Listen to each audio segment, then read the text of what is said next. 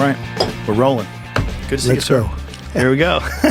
Asian markets are mostly down today. That's after dangerous flash flooding ripping through parts of Milwaukee. This is a Fox News alert. This is our camera angle from our compound. Americans, if we want to be, are inundated with news from countless sources. From the New York Times, I'm Michael LaLaw. Welcome back to One American News. Thanks so much for... And at the same time, we're stuck in a deep information crisis. I read the news today, oh boy. It seems like we're helpless to solve our problems. It doesn't help that we have no shared narrative and few shared facts. What is happening right now in the world and what just happened to my friend Charlie Kirk is a battle of sheer evil versus goodness. To me, Fox News they don't tell the whole story. I consider myself a centrist. I'm not particularly interested in MSNBC. No, what I'm saying is, don't try me today, Scotty. We put out a CNN poll. Are you saying? Here's a letter to the New York Post. Yo, ain't worth the paper, put it on. On big questions, a whole lot of us don't know what's true. Or we firmly believe and will fight you over things that are not true. Let's get rid of these voting machines. There's a half a dozen people, whether it's the House or Senate, Larry, that are up here as we speak, that did not get elected. It was all bogus. Just so people understand, wind and solar only work when there's wind and sun. We don't have technology to store the energy from wind and solar. So if you make yourself... I'm very disappointed in the mainstream media, and that's all I'll say about that. It's hard to imagine putting the toothpaste back in the tube, and maybe there's no golden age to return to anyway. So, now what?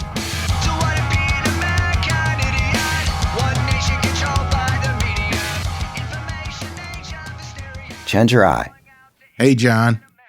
You know, our little montage could have just kept on going. I better stop now, because I feel like you're going to get us in trouble, man. You know what I mean? We got hundreds, thousands more news and news-ish outlets to choose from. We are awash in media. At least some of us are.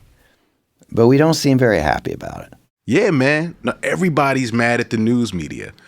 And if I'm being honest, yeah, like, I get it, right? Because if you look around, so much of what passes for news out there is, like, not that good. In fact, a lot of it is trash. We could easily find people who would disagree with you or me about which acts of journalism are the trashy ones. But no question about it, people are not happy. According to a Gallup poll in 2025, only 28% of Americans had even a fair amount of confidence in the major media. 70% of us say we have not much or no confidence at all. That crisis of trust is a huge problem for American journalism. And it's not the only problem. A lot of people at first blush might not care about a media crisis, especially if they think the media sucks. But people need the media to live, right? They need to know what the status of their health care is. They need to know what the weather is, you know what I'm saying? And if there's going to be like an earthquake, they need to know if their rights are going to be violated, right? I mean, it's just like something that you need to live your everyday lives. And also, how are you going to run a democracy where the people are supposed to govern ourselves if we don't have the information, if we don't have any shared sense of what's going on out there? That's more or less what Thomas Jefferson said, our good buddy. Wherever the people are well informed, they can be trusted with their own government. That's good, because I only try to say things that Thomas Jefferson said. You know that about me. That's what I check the child. Every time before I say something, did Thomas Jefferson say this? Okay. Yeah, exactly, right. We've picked on him a number of times on this show. Yeah, but I mean, look, he was right. You know what I'm saying? Being a slaveholder and a racist, that don't mean you're not right about anything. Right. But yeah, does anybody here think that the Fourth Estate, the news media as it's now constructed, is doing its job? That Americans are well enough informed to be trusted with our own government? From the Keenan Institute for Ethics at Duke University, welcome to Scene on Radio Season 8. I'm John Biewen, producer and host of the show. And I'm Chenjerai Kumanyika, excited to come back as the co-host. Chenj, you are an award-winning podcast maker, Empire City, Uncivil, Unruly Subjects, And Seen on Radio, you were my co-host for seasons 2 and 4. And you're a professor at New York University's Journalism School with a PhD in mass communication and critical media studies. So you're officially an expert on the thing we're here to explore this time around. Finally. You know what I'm saying? We in my lane now. You know what I mean? You got the paper credentials this time. We're calling this season The News. We're going to take a hard, deep look at the troubled state of the news media in the U.S. and how that crisis relates to the other profound problems we seem unable or unwilling to solve. Another key thing we're going to do is sort through the various crises in our news and information system and the most common reasons people say they're pissed about the media.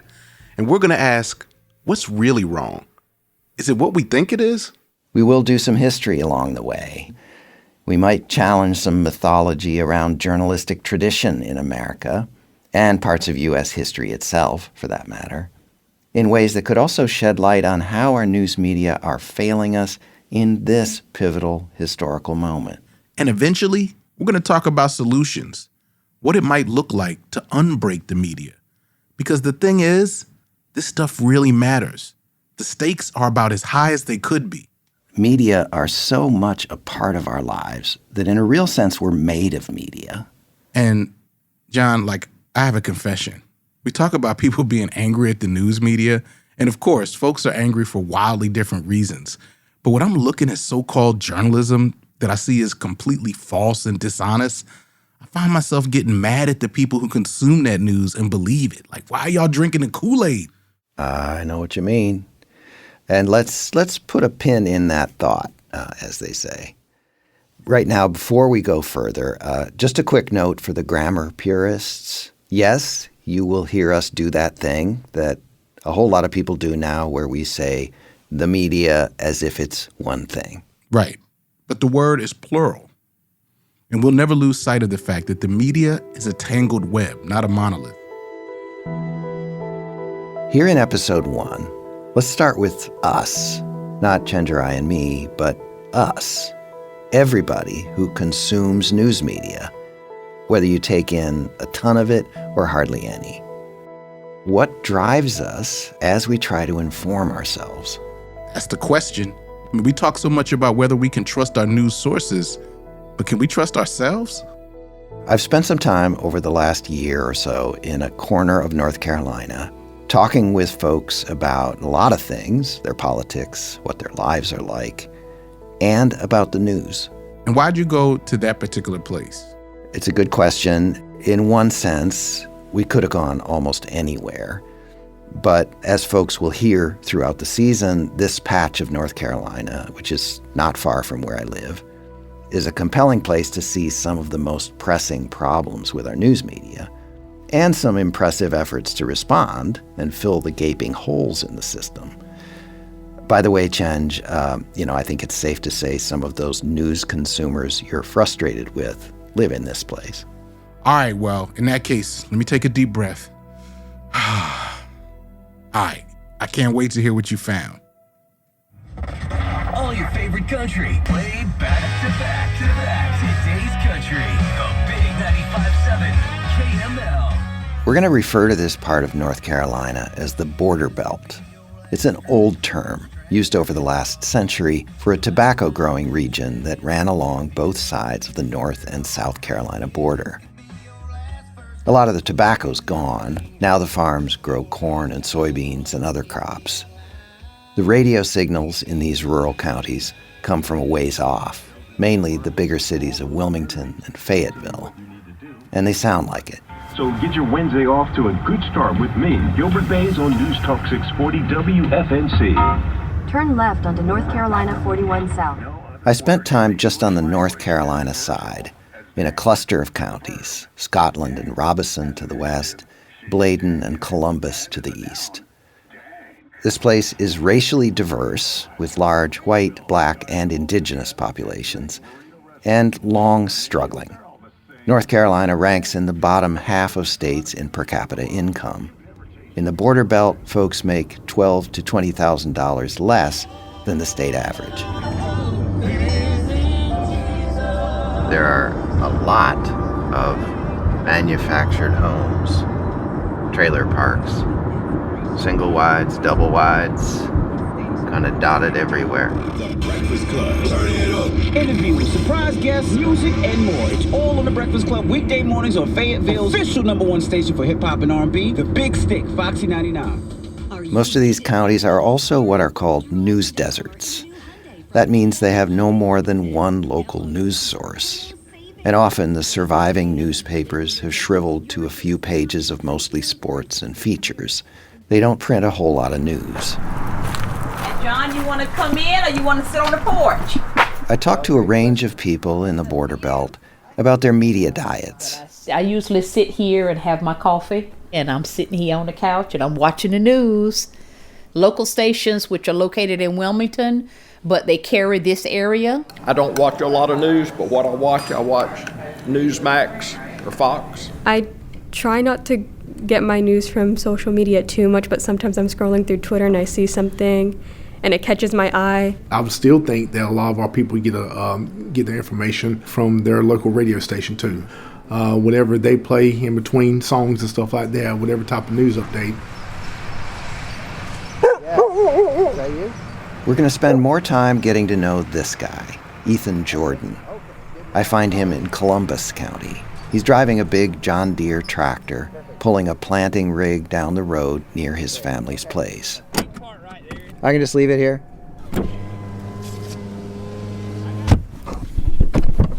I climb the ladder to his two-person tractor cab. You got enough room to make it work? Oh, yeah. How you doing? Good. Nice to meet you. Here, let me get that door a little bit better so it won't rattle. Ethan's in his late 20s. He has reddish-brown hair and a round face. Drive down this morning? He and his family raise corn, soybeans, peanuts, and beef cattle. On this April day, he's planting corn. Right here, well, we farm total 2,200 acres between me and my dad and 2 employees. I believe if you go back, I'm the 8th generation of Jordan farming on this land that we're on right now. Actually, this is some of the original farm we're on. In front of Ethan in the cab are a half dozen screens. They monitor the seed and fertilizer he's dropping, the weather conditions, the technology that's doing the driving. Yes, sir, that's my GPS, which controls the auto steer. As you see, I'm not touching the steering wheel and it's steering. And for the long hours he spends in the tractor, he also has media handy. I know I have Fox News on this iPad, and I will watch Fox News from time to time. And it's not Newsmax, it's that app that has all the news in it. Well, you see I have Fox News here. But there's an app that I can't call the name of right now. He finds it, his go-to news aggregator. It's right here. It's this app right here. Matter of fact, Newsbreak app. And it kind of, I guess it goes through your algorithm of what you look up and stuff like that. Because if you look at mine, it talks about farmers react to Trump's tariffs. It tells me about the local news and stuff like that. I have that pops up, and it'll be anywhere from CNBC to WCT to Daily Beast. I don't know what, but anyway, it just shows, local and national news. And if it's national news, it's more related to what I look up, which is obviously farming, agriculture-related topics. It's where I get a lot of my news from. To say I actually sit down and watch the news, it's kind of hard to say. Now, I will watch it if something interesting is going on the iPad, if I'm in a tractor running it. Ethan lives with his fiancée, who's a lawyer. There's a local newspaper, The News Reporter, out of nearby Whiteville that comes out twice a week.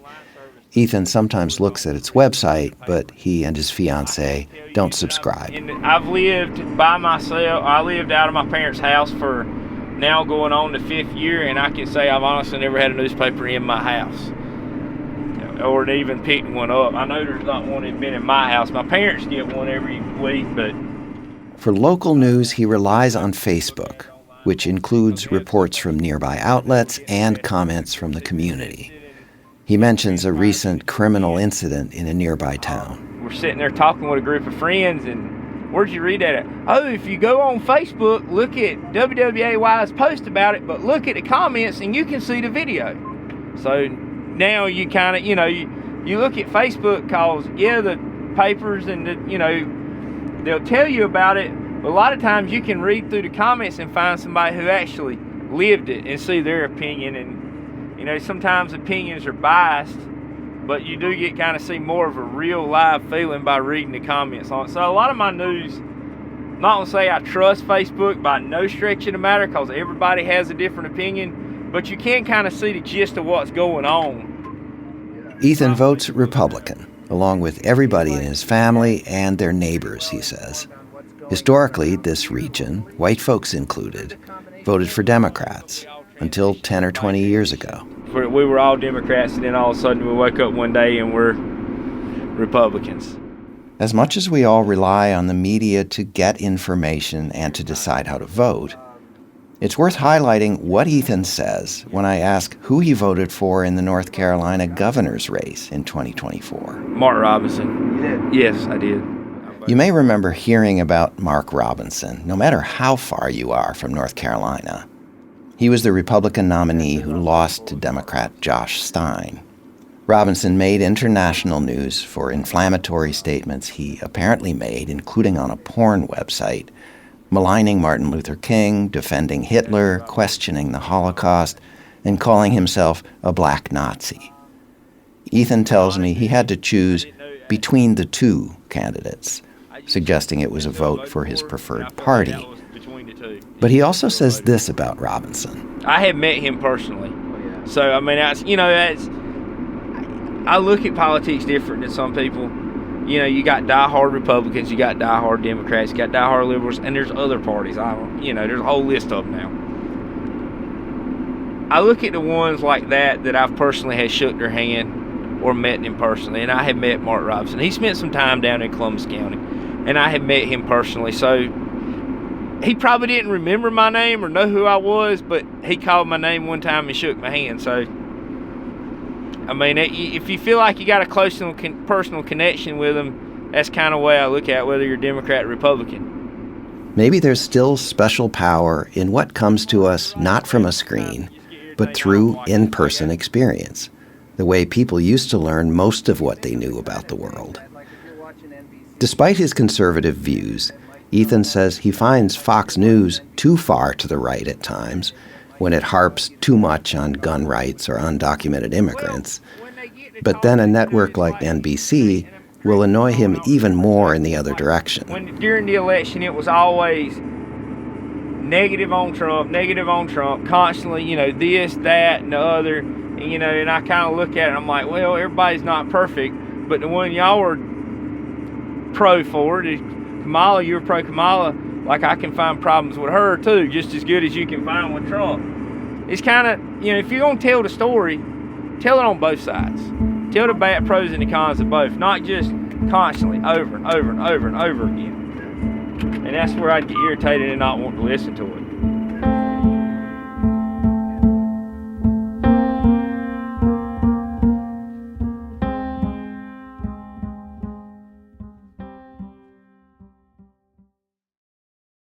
Hey, Chenj, what are you thinking so far? Well, I gotta say, I really like listening to Ethan, and I'm not mad at him. I mean, if you said to me, white North Carolina farmer who votes Republican, I feel like I was gonna picture somebody very different, somebody who's maybe not as open or really just has their mind made up. Now, I would like to hear Ethan explain why he voted for Mark Robinson, who's a Holocaust denier who called himself a black Nazi for governor. So there is that part. Yeah. But putting that aside for a second, just listening to him, I got a feel for where he's at, even though we only heard him for a few minutes. You wouldn't vote for the people he votes for, you're saying, but he comes across as a sincere person, doing his best to make sense of things, right? Yeah, like based on the information he has. You know what I'm saying? And when he talks about the news he pays attention to, he sounds real familiar to me. He wants the facts. He wants fairness. And when the news tells him something very different from what he and the people around him think is true, then it sounds unfair or oversimplified. And that makes him want to change the channel or tap over to a different source. We said this episode was going to be about us, those of us on the receiving end of the news. I talked to an expert who has fascinating insights into our biases as news consumers including how changes in our society have amplified those biases. Often when I'm talking about this to audiences, I'll say, how many of you would say that your main goal as you're engaging with the world is to be accurate in what you perceive? And everyone raises their hand. And I'm like, actually, it's not. Actually, you're wrong.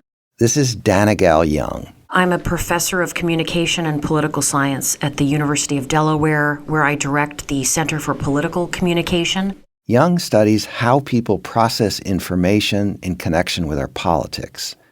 She wrote the recent book, Wrong: How Media, Politics, and Identity Drive Our Appetite for Misinformation. Dana says when you turn on a cable news and opinion channel or go to a news website, you're bringing along deep desires, needs really, that go well beyond wanting accurate information. Your goal is not to be accurate because your goal really is survival. And there are 3 areas that sort of speak to survival needs that serve as sort of the underbelly of human survival. They all facilitate action because in order to survive, you need to act in your own survival interests. So those 3 needs are comprehension, control, and community. As we go about our lives, we want to feel that we know basically what the hell is going on in our world, and we want to feel some ability to control what happens to us. But Dana says maybe even more important than comprehension and control is that third C word, community. And this simply captures the notion that we are social animals who do not exist truly as individuals in a vacuum. We only exist embedded within a social context. And that has to do with how we were able to survive historically. Even here in the US, that notion even of rampant, ardent individualism is itself, believe it or not, a group norm. We are individualists because everyone around us also prizes that value of individualism, which I think is kind of hilariously ironic. So Young says as we take in the news, we do so, consciously or not, as members of the social groups we identify with. And in a country that's bitterly divided politically, most Americans identify with a political team. We might as well be wearing our team's uniform as we go looking for news. That means that when we comprehend the world, we're going to comprehend the world the same way that our team does, and we're going to want to comprehend the world in ways that make our team look good. Dana is talking about general human tendencies, in part, but it hasn't always been like this.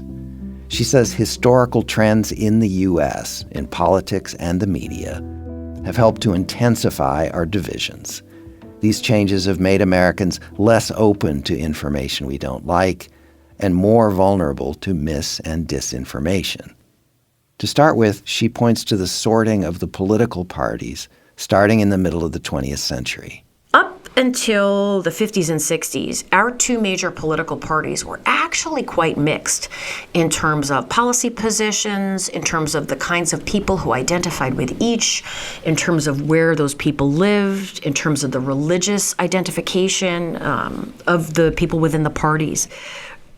And part of the reason that that was the case was because there was this great compromise that was made on the issue of race in the United States. That's a nice way of saying the 2 parties were pretty much in sync, white supremacy-wise. Both the Democratic Party and the Republican Party had members, elite members within them who supported the idea of states' rights, who supported the idea of the disempowerment of African American people.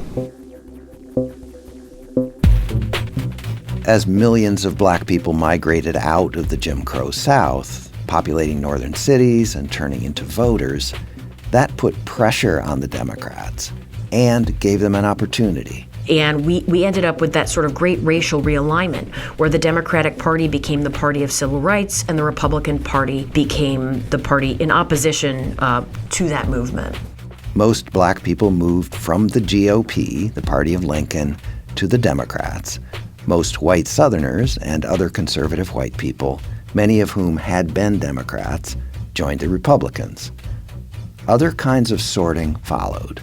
Evangelical Christians and people in rural places turned mostly Republican, while secular and city people grew more overwhelmingly Democratic. Such that the Republican Party of today is overwhelmingly white, rural, Christian, and culturally conservative.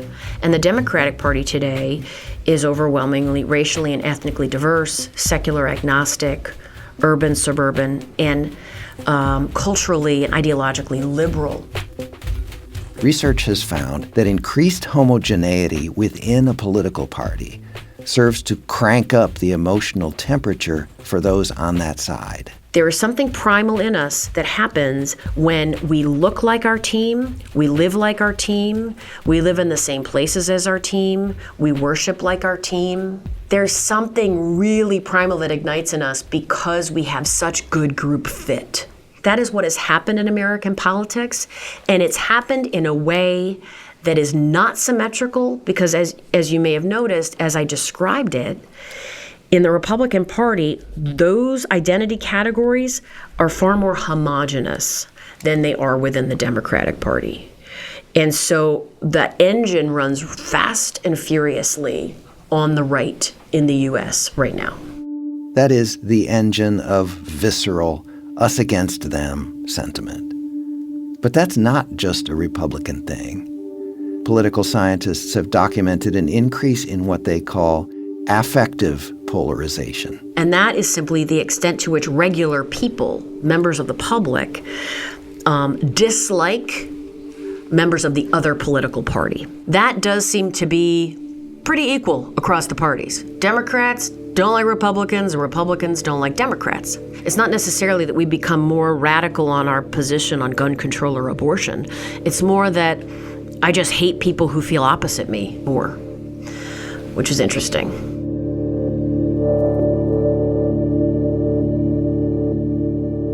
So, Chenj.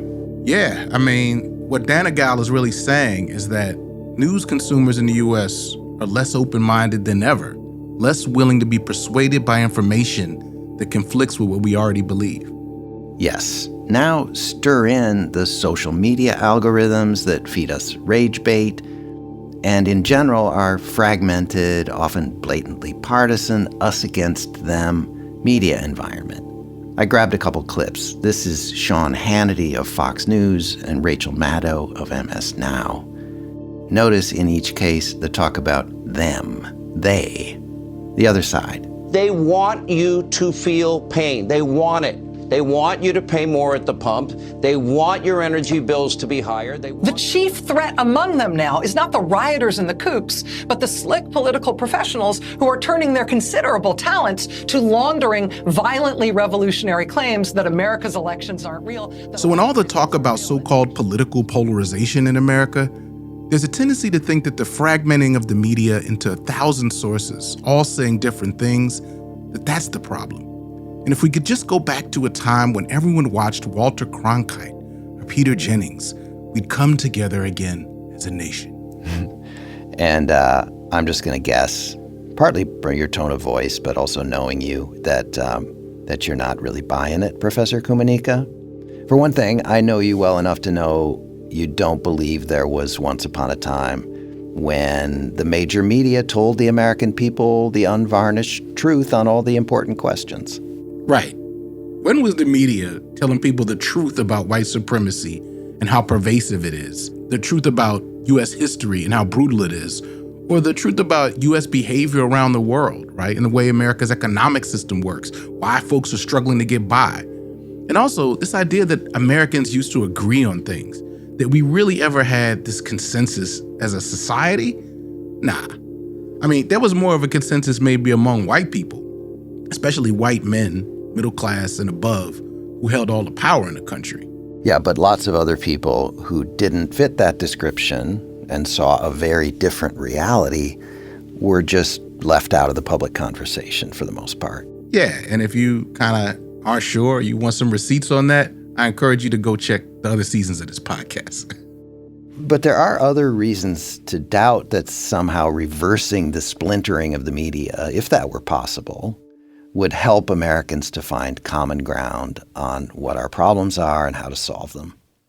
First of all, it seems a lot of us have gotten a somewhat mistaken idea about just how siloed the news media are. This whole idea of the echo chamber. Here's Dana Gal-Young again. By and large, political scientists and communications scholars have come away from the empirical evidence with the conclusion that the echo chamber is largely a myth, in that people are not only seeing content that supports their side. So the usual idea of the echo chamber is that people on different sides of the political divide aren't even exposed to voices from the other side. Yeah, the idea that you only hear right-wing voices on right-wing media and likewise on the left. But Dana Gal is saying that's not how it works. If you watch MS Now, what used to be called MSNBC, you see a whole bunch of Donald Trump and his allies and what they have to say about things. And if you watch Fox News or look at its website, you'll see a ton of content about Democrats and the left. Like, that's actually like the major thing that they're doing, is getting people outraged about what the left is doing. So the question is not, do opposing perspectives get covered? It's, how are they presented? Here's what Dana said. You are seeing claims that are being made by the other side, but they're often presented to you, perhaps shared by someone who's on your side, right? Who says, look at how awful these people are. This is the kind of thing that they're saying over on that other network. Here is what they're saying, and it is a moral violation. It's a violation of our moral order. Dana brought up an example. Remember when Ketanji Brown Jackson was being confirmed for the Supreme Court in 2022? In your understanding, what does critical race theory mean? What is it? Senator, my understanding is that... I remember. Republican senators on the committee asked her a bunch of questions about her views on CRT, which was like the, conservative rage issue at the time. And Ted Cruz, the senator from Texas, asked her about an anti-racism book that suggested babies can be taught to be racist. Do you agree with this book that is being taught with kids that babies are racist? Senator. So you had a black nominee for the court, and lots of the questions were about her views on race. To Dana Gal's point about the echo chamber issue, MSNBC, as it was called at the time, the heavily pro-democratic, anti-Republican cable channel, gave these exchanges a lot of attention. I mean, there's no question that Ted Cruz figured prominently on the so-called, left-leaning channel, along with analysis like this from a Democratic political strategist. This is about her being a black woman, basically casting her as a radical, as a black radical who is out to get white people. I mean, quite frankly, it looked like I saw Ted Cruz commit a hate crime in that hearing room. Meanwhile, over on Fox News, Sean Hannity brought Cruz onto his show that evening. Ted Cruz was with us, Senator. And invited him to talk some more about his grilling of the judge. And when it came to critical race theory, she didn't want to answer the question. She claimed she didn't. So it's an interesting clarification that Dana is making, right? She's saying no matter how much you're in your news bubble, you're still hearing voices and ideas from the other side. Maybe a lot. But that doesn't really change the fact that people are getting wildly different views of the world if they're watching Fox News versus MS Now, whether you call them echo chambers or not. Really, it just highlights how crucial framing and analysis are in presenting what's happening out there. There's another common idea that people are strongly influenced by the media they consume, especially if it's news that we think of as strongly biased. That whole, my Uncle Ned's a right-winger because he watches Fox News idea. But it's more complicated than that. Did Fox News turn your uncle into a right-winger? Or did Uncle Ned turn to Fox because he already had right-wing views?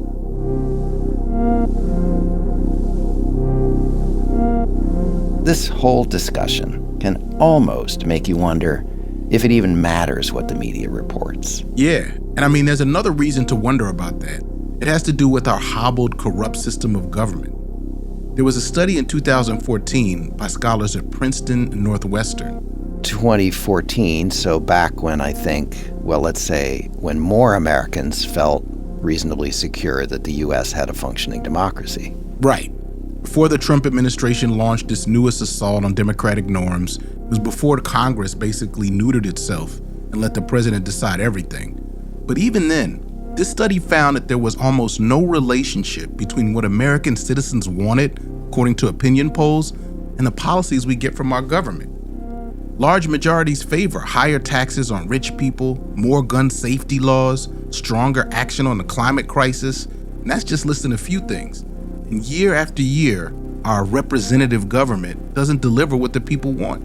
We did a whole series, our season 4, The Land That Never Has Been Yet, about the ways America's democratic system of government was designed from the start to be not too democratic and to stymie the will of the majority of the people. I mean, it's not all media, but can't let the media off the hook.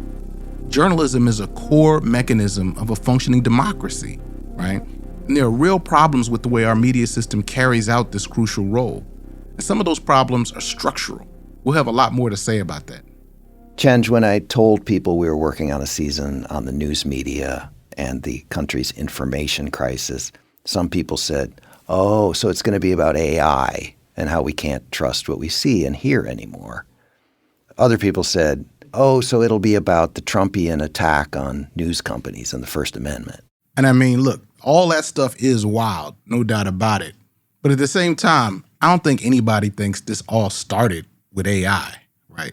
I mean, right. I think it goes back a little further than that. So those things will definitely come up. But we're going much deeper into the structures and forces that have shaped American news media for a much longer time. And it can all seem pretty daunting. But I don't know about you. I'm not ready to throw up my hands and say, we're doomed, the news is just a way to amuse ourselves, and it can never change anything because the system's rigged, and anyway, people are hopelessly dug in and won't listen to facts they don't like. There are so many examples where journalism has made a difference and is making a difference. Information comes out and shifts public opinion, leading to change that affects people's lives. Look, yo, let me tell you something. As somebody who literally, this is what my degree, this is my job, nobody gets madder at journalism and the media than me. Right. But at the same time, most of what I know about the world comes from journalism. You know what I mean? When I see ICE kidnap somebody, that's because a journalist reported on it. When I know that it's about to snow or that there was an earthquake, it's because I didn't see it myself usually. And I think as angry as we are, the end of the day is we have to have journalism because we have to know what's going on in the world just to live our everyday personal lives. If we're fired up, a person who's fired up about social justice or feels like something wrong, chances are everything that you know that's getting you angry is something you learned because of some kind of journalism or media. So I think we can be infuriated about it, but we actually have to solve this problem. Here's a taste of what's to come here in season 8. With local county commissioner races here, I tried like the Dickens to find out where people stood because I'm not going to vote if I can't get the information. Now I recognize, sadly, that the Washington press corps is all too often the Praetorian Guard of the left. No wonder people hate the media. Depends what one means by left wing, Wait a minute. If you even address the issues of climate change and environmental destruction, that signifies a strong left-leaning philosophy? One thing that can be hard for us to imagine is that a lot of news you would actually get in church. The early founders, they truly believed that democracy was impossible without a free press and a press that people could actually access. So today, we rededicate a part of the airwaves which belong to all the people. When you're suddenly fighting with 30 channels instead of just 2 for eyeballs, you start to get the rise of political entertainment. You're doing theater when you should be doing debate, which would be great. No, it's not honest. What you do is... The new report is raising alarms about the state of American democracy. I wrote a piece before the election saying, if Trump wins, blame the New York Times. And I meant it. And eventually, we'll wrestle with what to do about it all. The News was created and produced by me, John Biewen, with Chenjerai Kumanika and story editor Diane Hodson. Assistant producer Arlene Arevalo. Fact-checking by Anna Pujol Mazzini. Music by Brian Blade and the Fellowship Band, Michelle Osis, Alex Weston, James Nathan Jones, and Jason Hill. Music consulting by Joe Augustine of Narrative Music. You can find transcripts at our website, scenonradio.org. The show is distributed by our friends at PRX. Scene on Radio comes to you from the Keenan Institute for Ethics at Duke University.